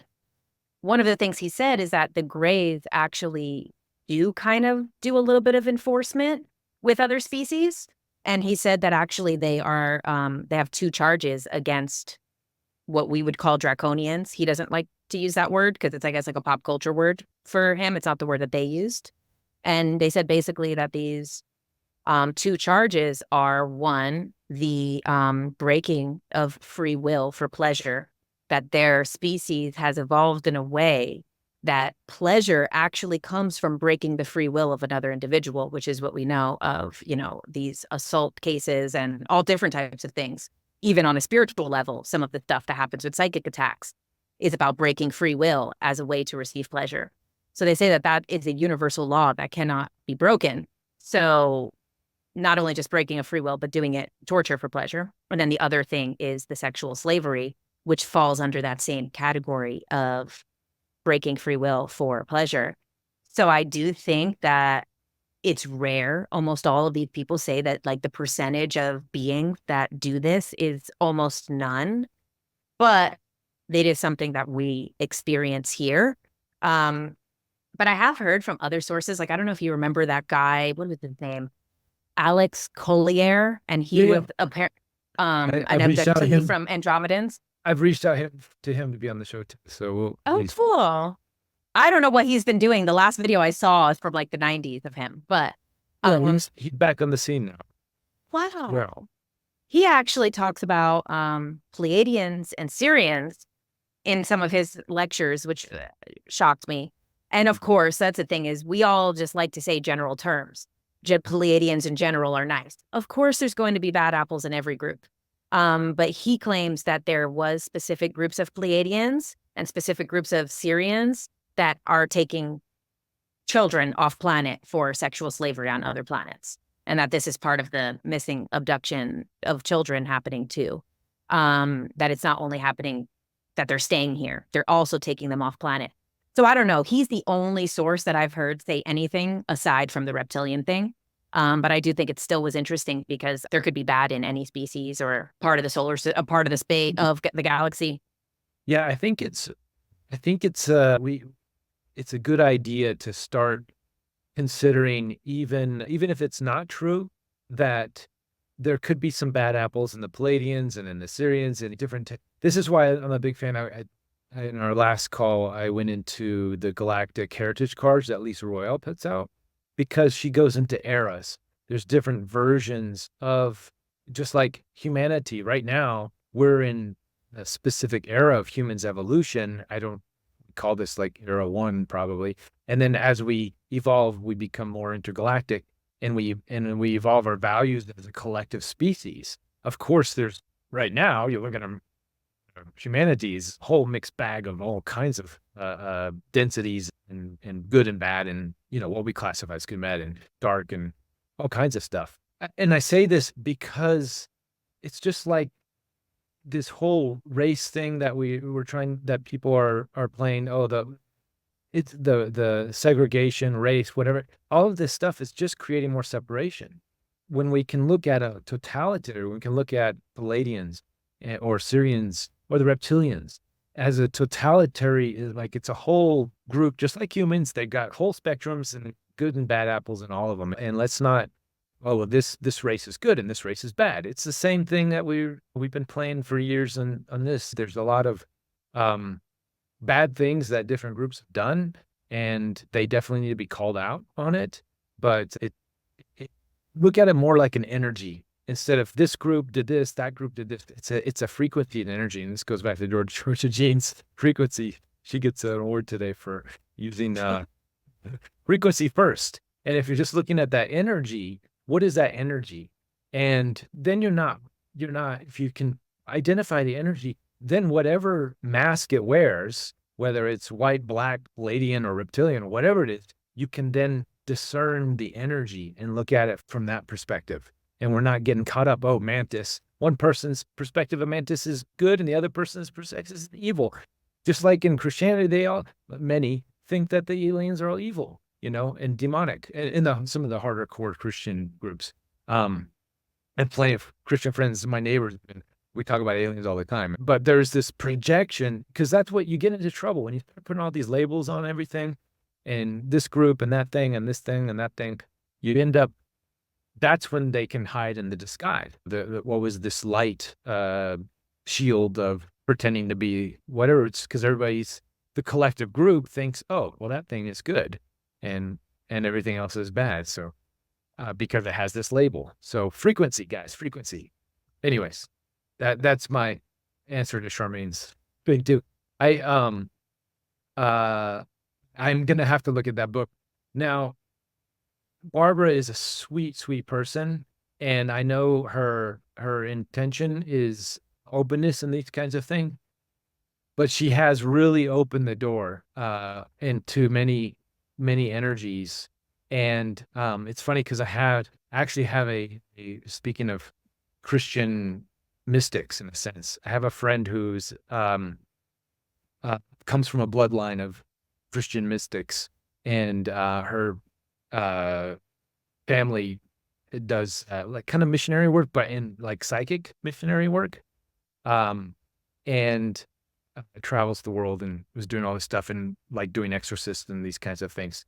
She went and had a session with Barbara Lamb, and she came back and told me how many evil things she saw and for me then I was, what, Barbara? She's super sweet. So I'm just saying this is because it's like a confirmation point to a certain extent. I'd never heard anything negative or evil about Barbara Lamb, and I couldn't even imagine myself. But she had said there's a lot of energy, and I think she went to her house to do a private session, and maybe just because the portals are so open or something, and she's just not doing the clearing work, or I'm sure. But I know Barbara herself, sweet, she has the best intentions.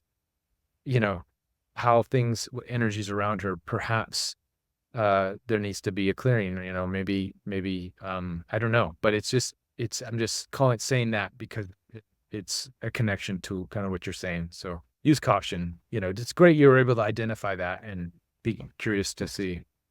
And it felt like when I read the book, because I've seen so much of her work, and but when I read the book, it felt like has someone taken her over and is using her or something? Because it just seemed way off, the messages that were coming through of what you should teach your children. so that they won't be afraid of aliens was the exact thing that someone who wanted to hurt children would kind of teach them. So Yeah. Yeah. The other thing is just like with the Grays too. So, like I had Bridget Nielsen on the call here, and we got into, she had sort of turned a little bit, I think she still has her ET connections and everything, but there's a movement. I wouldn't say a movement, but certain people now are starting to have especially about the hybridization programs and the intention behind them. They're starting to, instead of being this fluffy, like, oh, I'm a hybrid mom, this is great. And there's this whole new idea of like, oh, wait a minute, I was taken against my will. They didn't ask me about that, and I was traumatized from that event. So there's a shifting in perspective somewhat around those things. And then now flipping it back, well, the Grays they're Grays good, and then now they're evil, and maybe they're gonna be okay again. But again, there's different types of Grays. There's different eras of Grays in their evolution.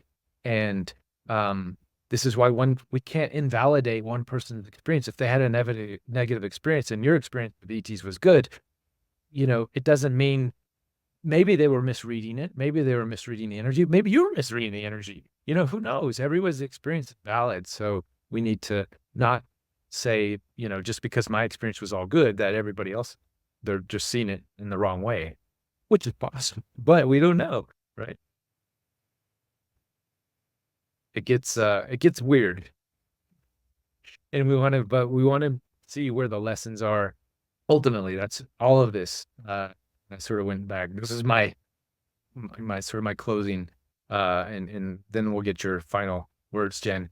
Is to me, all of it is it's a story, and you have to ask yourself, how is all this information? We can go down a million rabbit holes and go digging down every which way, and the moon is fake, and it was put here, and it's evil, and it's also I've heard the story that the moon is what's keeping the souls trapped here. That's Yeah, I'm not a big believer in that one. Yeah, so there's a million storylines you can go down, and I think today's lesson, we've done a lot of storylines, but ultimately, how does this serve you in your day-to-day life? Is it helping you, contemplate and see the world through a new lens, have more empathy and compassion and forgiveness for your fellow human being and all the things that are around you? And if it does, then great, use the stories how they're doing that. But if they're creating fear, if they're creating hatred towards another or separation, throw those stories away. They're no good, because ultimately, how we get along here on this planet is we got to have compassion,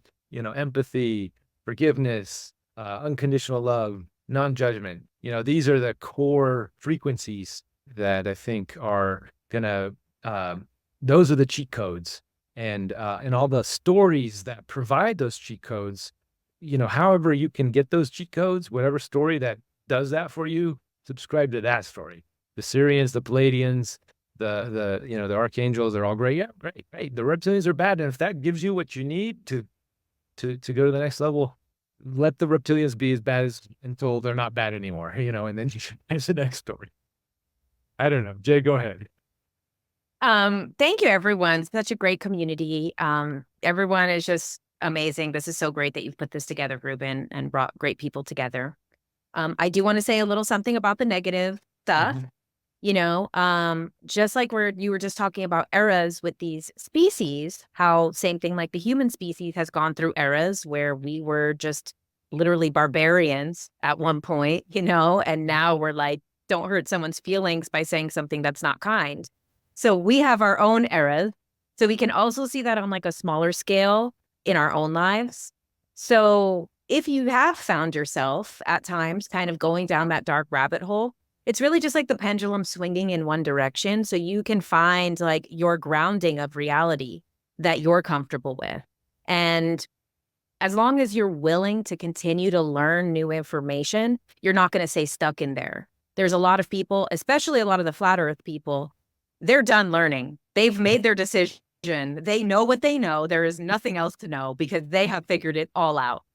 So as long as you're not like that, you'll always end up finding some more middle ground. If you are someone who's super an empath, then you do want to be careful with this information, because some of these things can have the same effect as, like, empaths and narcissists have a relationship.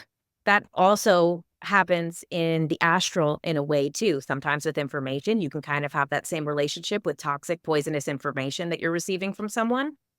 Or even, it happens to channelers or people who work with things. Maybe someone like, whatever, could have dark energies around them over time. It's the same thing. Empaths are also susceptible to those narcissistic things in the astral.